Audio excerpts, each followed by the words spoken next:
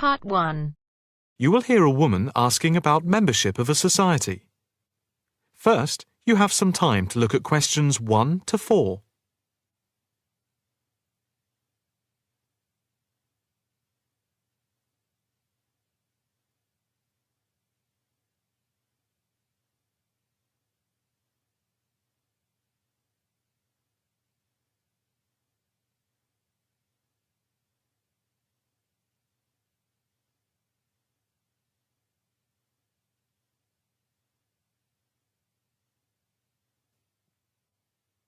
Now the test will begin. You should answer the questions as you listen, because you will not hear the recording a second time. Listen carefully and answer questions 1 to 4. Hi. I'd like some information about joining the International Arts Society. That's no problem. What exactly can I help you with? First of all, I'd like to know about the membership fee. Well, there are 2 types of membership. Can you tell me what they are? First, there is lifetime membership, which means that you can have access to all the facilities at the Society itself and all exhibitions. Plus, you can have discounts to various events at affiliated arts organisations here and abroad. And on top of that, you can use the lifetime members' room.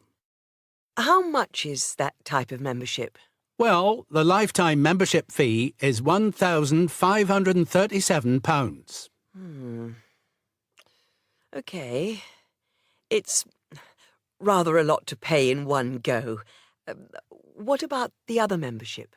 The ordinary membership, that's £193 per year. That sounds a bit more reasonable. What does that entitle you to? You can visit the Society, including the exhibitions, the library, and follow the arts programmes on weekdays during the opening times from 10 a.m. to 9 p.m. and at the weekend between 10 a.m. and 5 p.m. On Saturday, if there's a special event like a lecture or restricted showing of an exhibition, then it opens until 9 p.m. So, what is the difference between this and the lifetime membership? In the long run, you save money as you're making a one-off payment, and you have exclusive use of the lifetime members' room. OK. What arts programmes do you run? Well, the Society has a very extensive programme to cater for all tastes. There's a series of exhibition rooms for the permanent collection of paintings, watercolours and sculpture. And then there's a new exhibition area which opened at the beginning of the year. And we run a series of courses and lectures to go with the exhibitions. Can I ask about the lectures? What is scheduled for this year? The latest list is in this leaflet. Oh, yes. That looks very good. Are all the exhibitions, etc., free if I join? Yes, everything is free. That's fair enough. I think in that case I'll join. Before you hear the rest of the conversation, you have some time to look at questions 5 to 10.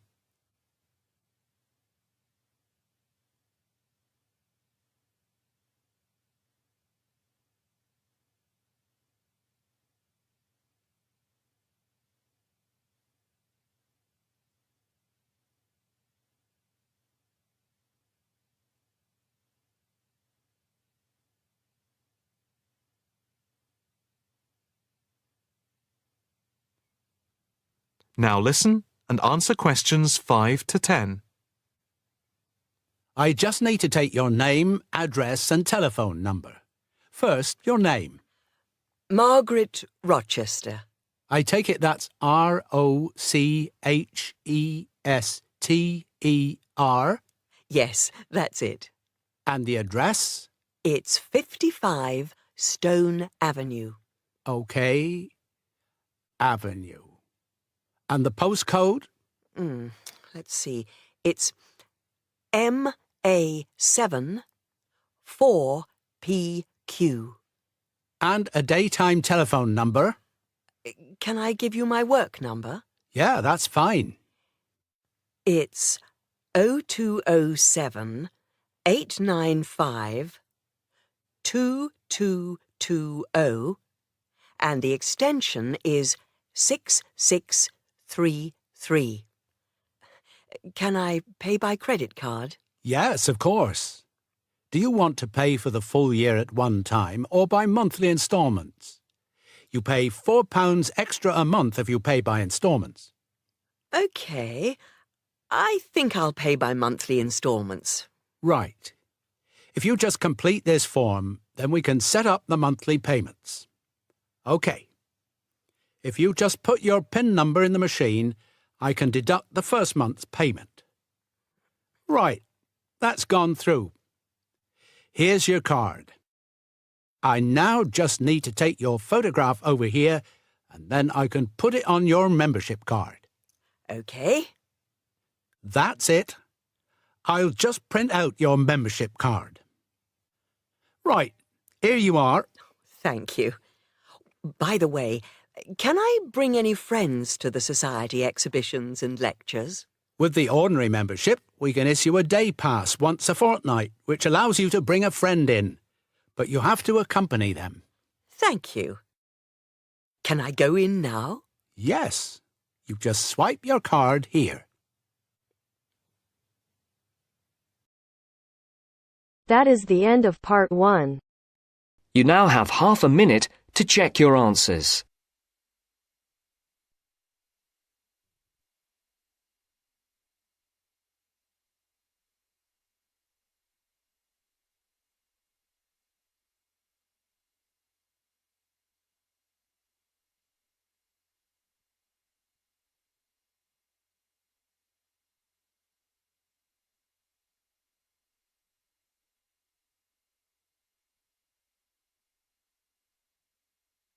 Now turns to part 2.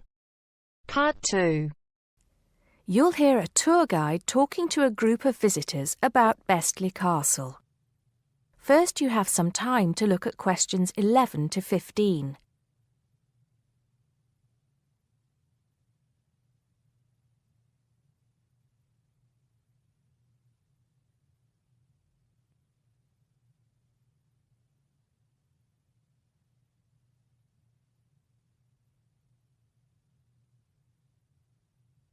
Now listen carefully and answer questions 11 to 15. Welcome to Bestley Castle. It's nice to see so many of you here today. Before we go in, I'd like to tell you some information about the castle, the things to see and do, and the facilities available to you in the grounds. We'll do our best to make this a truly memorable visit. Now, the castle grounds are quite big, and we don't want you to get lost, so I'm going to give you an idea of the layout. At the moment, we are at the entrance, and immediately to our left is the Tourist Information Office. Go here if you need any questions answered. They'll be happy to help.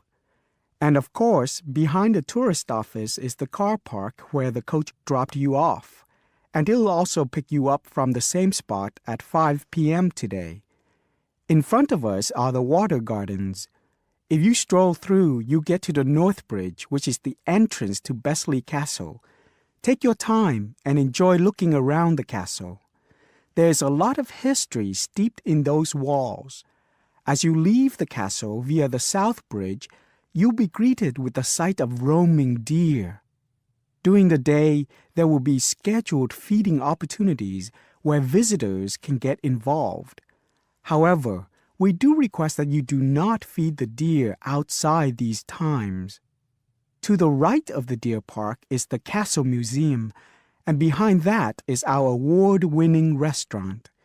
It's a relatively new addition to the castle grounds, but is fast gaining a reputation for its food. Alternatively, you can choose to dine in the picnic area on the other side of the deer park. It's perfect for the family as it's next to the kids' play area and homemade ice cream hut. We hope that on your way out, you'll pop into the gift shop by the exit for something to remember us by. Before you hear the rest of the talk, you have some time to look at questions 16 to 20.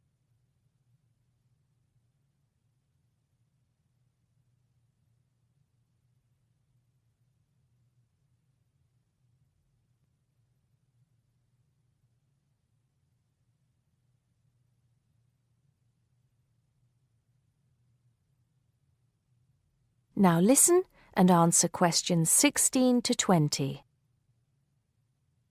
Admission to the grounds is free for all. That includes the museum, gardens, and picnic area.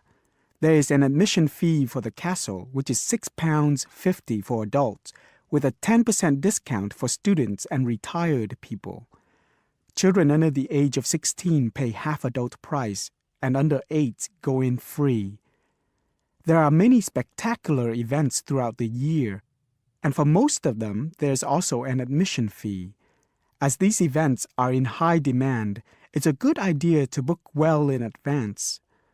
Some of the exciting events planned for this year are the Summer Medieval Festival, where you can watch old-fashioned nights and experience a feast in the halls of the castle, as if you were a guest of King Henry VIII himself. There are several concerts planned this year too, including a rock concert at an admission price of £10 per person and a special jazz concert which is free to the public. I'm sure you'll agree that all tastes and ages will be satisfied. One scary but extremely popular event is the annual Haunted Castle event at the end of October, where the castle comes alive at night. Why don't you come along if you're brave enough? Another sight to see is the fantastic firework display on November 5th, and the cost of that includes refreshments. We also have a long tradition of raising money for charity. The charity event held every year on the first day of May will this year be an archery contest. Entrance is free, but donations are certainly welcome.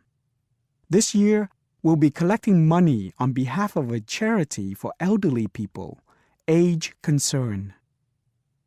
Just in case you can't remember all of that, you can pick up a leaflet showing the timetable and prices for all events from the Tourist Information Desk. You can also go online to get this information from our website. That is the end of part 2. You now have half a minute to check your answers.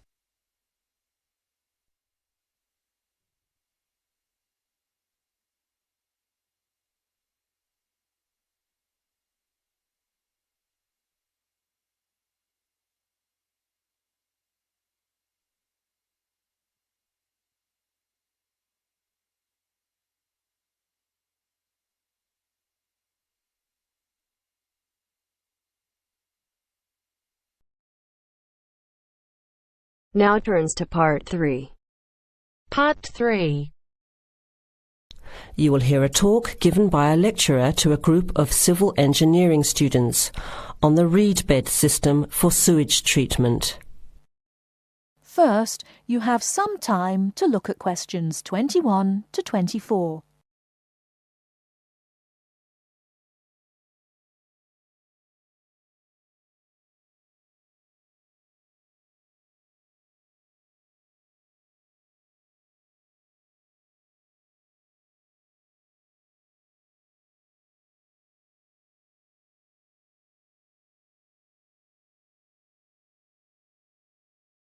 Now, listen carefully and answer questions 21 to 24. Thank you for inviting me to speak to you today about what is now called the reed bed sewage treatment system. This system uses naturally occurring reeds to treat domestic and industrial waste. It's an environmentally friendly alternative to normal systems. You all know what reeds are like, don't you?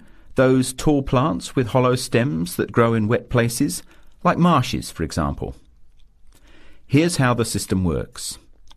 First of all, an artificial marsh is created. To do this, holes are dug about 1 metre deep and usually rectangular in shape. They are then lined with clay or plastic, and the liner is covered with gravel. After that, a system of tubing is laid, with holes in it, and more gravel is added to cover that. Finally, reeds are planted in the bed. The sewage is brought to settling tanks. From there it is distributed to the roots of the reeds through the tubing. Note that the waste material enters the beds underground and remains underground. The reeds conduct oxygen very efficiently through their stems to the roots system. Here, bacteria work to reduce the waste material to basic elements. What comes out of the artificial marsh is water that has been cleaned through a natural process. The purified water leaves the reed bed through a simple outflow pipe. The water that comes out has to be tested. Sometimes it's held in a pond until it evaporates or soaks into the ground. Sometimes, after testing, the water is discharged directly into streams and rivers.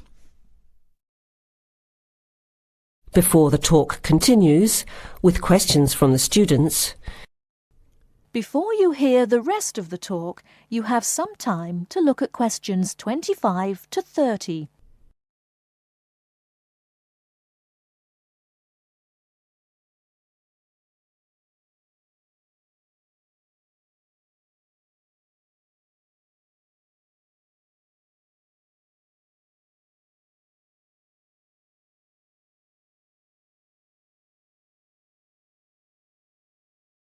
Now listen and answer questions 25 to 30. The reed bed system originated in Germany in the 1970s, and installations have been built in a number of countries throughout the world. To give you an idea of the size and appearance of a reed bed installation, an area of 3 by 5 metres approximately would be adequate for a single house. It would look like a pond overgrown with reeds. There are cities with 150,000 people in Germany whose entire sewage treatment requirements are served by reed bed installations which extend for 10 to 20 hectares. There are two wonderful environmental advantages. First of all, reed bed systems are natural composters. As time passes, high-grade soil builds up in the beds. The soil can be removed and used for agricultural purposes. Soil produced from waste containing heavy metals would of course have to be tested and the toxic material removed by chemical processes. An additional advantage is that the reed bed can function exactly as a marsh, providing a healthy natural home or habitat for waterfowl and other birds, insects, reptiles and mammals. But there are practical advantages to a reed bed system over existing sewage treatment plants as well. At all levels, the cost is lower than for normal systems. Labour costs are a fraction of the costs of a conventional system. Typically, a large-scale reed bed installation will cost 10% less than a mechanical system. They require little maintenance, and unlike mechanical systems, the efficiency of reed beds increases over time. But before we go any further, you must have some questions. Maybe this sounds too good to be true. That's exactly what I wanted to ask. If these systems have so many benefits, why aren't they more popular? Why don't we see them everywhere? As I said, the technology is now almost 40 years old. Demonstration projects of all types have been built and monitored and are slowly convincing regulators of the advantages of the system. But you have to understand that regulating authorities are by nature conservative and resist change. Typically, there's a lot of opposition to these systems by manufacturers and by everyone involved in maintaining the conventional systems. Reed bed systems require fewer staff to operate, so there would be a decline in the workforce. Therefore, unions would resist the change as well. What happens to reed beds in winter? Does the efficiency decrease? The above-ground part of the plants die back in cold weather, but the roots remain alive and active, and the system continues to work just as effectively in winter. As soon as the weather warms up, new reeds appear and grow quickly. Is there a problem with mosquitoes in these ponds? Well, they're not exactly ponds with standing water. The beds look more like a field covered with long grass. The soil is moist, but not like a swamp, so there would be no more mosquitoes than in any other field. Remember, the effluent enters the beds underground and remains underground. OK, let's get into some of the technical details now, and I'll answer questions as they come up.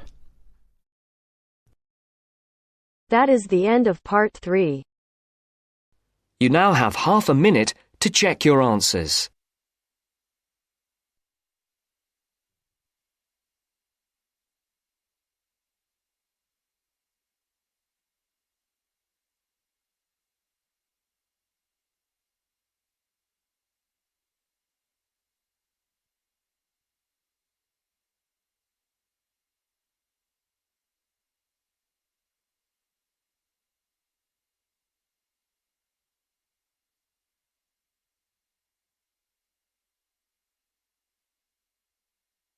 Now turns to part 4.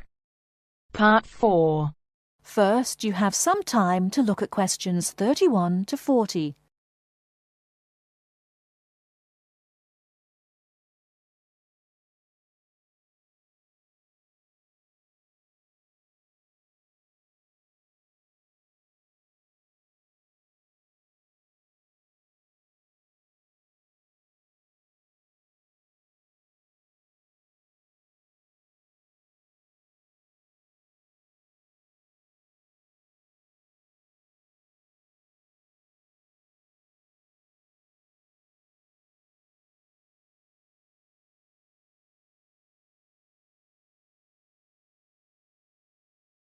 Now listen carefully and answer questions 31 to 40. In today's lecture on international trade, I'm going to look at the issue of protectionism. I'll start off with a definition of protectionism and then go on to look at the methods countries have used to protect their economy. Following this, I'll look at the advantages and disadvantages of protectionism when compared to free and open trade. So let's define protectionism. Protectionism, at its simplest, is the opposite of free trade. It is the practice of protecting domestic industries from foreign competition by using import duties or quotas. Options available to protect the economy are tariffs, embargoes, subsidies and quotas. Let's examine these in turn with some examples. Tariffs are one form of protectionism. It is a tax which is applied to imported goods, but not to home-produced goods. The idea is to make the imported goods more expensive than the home-produced ones, so that consumers buy home-produced items. An ongoing example of protectionism via tariff is between Britain and the USA. Britain buys most of its bananas from Commonwealth countries, largely in the Caribbean. However, the USA owns banana plantations in South America. In 1999, Britain refused to buy bananas from South America, so the US government put tariffs on some British-produced goods. The most famous example was a tariff of 100% import tax on wool products from Scotland brought into the United States. The next method of protectionism is embargoes. An embargo is a complete ban on the import of certain goods. For example, following the Cuban Revolution in the 1950s, the USA banned the import of Cuban cigars. Unfortunately, Cuban cigars are the finest in the world, and there is consequently a thriving black market in Cuban cigars in the USA. As we can see in the example, embargoes can lead to a black market, or unofficial economy, if people want the goods badly enough. Subsidies are a way governments support industries at home with money or tax breaks in order to allow them to compete better with foreign companies. In 1994, the French government provided its national airline with a £2 billion subsidy in order to help it compete with low-cost airlines. However, subsidies can have the effect of making home producers uncompetitive and inefficient. Finally, let's look at quotas. A quota system allows a certain quantity of goods to be imported from other countries. The European Union has had quotas on textiles and clothing for decades to protect its textile industries from developing countries, especially India and China. Understandably, developing countries say that this is unfair and against the principles of free trade. Let's move on now to the arguments for and against protectionism. For trade to flourish between countries, the benefits from trade need to be equally balanced. Where a country feels that it's not getting a fair share of the trade, or that it is somehow disadvantaged, it might employ one or more of the methods of protection. There are at least 4 arguments that may be given for using protectionism. Firstly, to protect employment in the home country. The simple view is that if imports are stopped, then jobs will be saved and even created at home. Secondly, to prevent unfair competition. It is often said that developing countries have the advantage of cheap labour costs in their countries, and that they use this to undercut the price of the same goods produced in richer nations. A tariff might be applied to even out this imbalance. Thirdly, to protect new industries. A new industry, particularly one in a developing country, might not be able to compete with long-established industries elsewhere. Tariffs and quotas give new industries the chance to build up production to the point where they can compete. Fourthly, to raise money. Tariffs were once used as a way of raising revenue for the government. In modern countries, they are now seldom used for this purpose, as the damage to trade often outweighs any immediate benefits. Now for the arguments against protectionism, which are perhaps simpler to summarize. Although trade restrictions might help a country for a short period of time, their overall effect is a negative one. Restrictions affect the flow of trade, and the more countries employ restrictions, the less trade can flow. In the long run, no one benefits from trade restriction, because if one country puts restrictions on another country, the other country then puts their own restrictions on the first country. This affects the first country's exports, and as the country finds it difficult to export goods, then unemployment is the result. So, protection tends to help only the protected and can hide inefficient manufacturers. That is the end of part 4. You now have half a minute to check your answers.